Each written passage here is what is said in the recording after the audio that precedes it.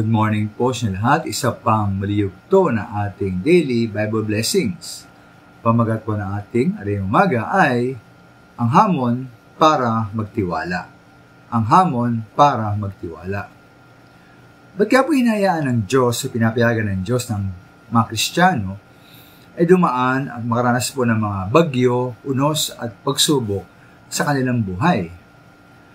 Tulad po nangyari sa Matthew 8 ng Biblia, na habang Panginoong Yesus at ang kanyang mga alagad ay nasa isang bangka at naglalayag sa lawa, bigla pong bumugso ang isang malakas na unos at halos matabunan ng mga alon ang bangka na kung saan sila ay nakasakay. Kaya po natakot ang mga alagad na Panginoong Yesus, ginising siya mula sa pagkatulog at humingi sa kanya ng tulong. May pasagot natin Panginoong Yesus, bakit kayo natakot?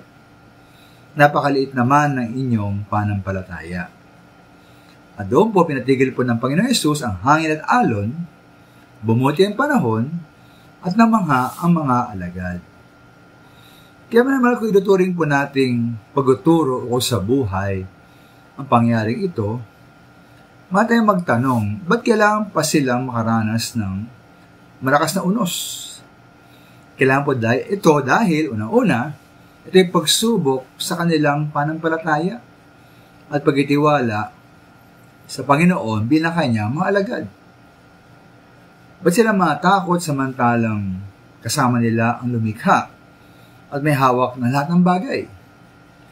May sila pa yung natakot kaya sila pinagwikaan ng Panginoon Yesus. Ito pa naging aral sa kanila na sila huwag matakot o mag-alinlangan. Sa halip po, sila dapat lubusang magtiwala sa ating Panginoon. Ikalawa po, ang unos po at ang pananahimik nito ay paraan din upang makita nila ang kadakilaan at kapangyarihan ng ating Panginoon Yesus.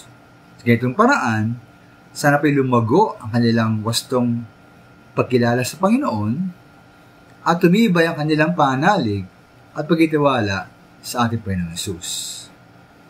Kaya po, may mga muting dahilan pala ang Panginoon sa mga pagsubok na hinayaan niyang dumating sa ating buhay. At ipon tagapin ito, ang kanyang hamon, tungo sa gitpang pagtitiwala sa ating Panginoon. Maraming salamat.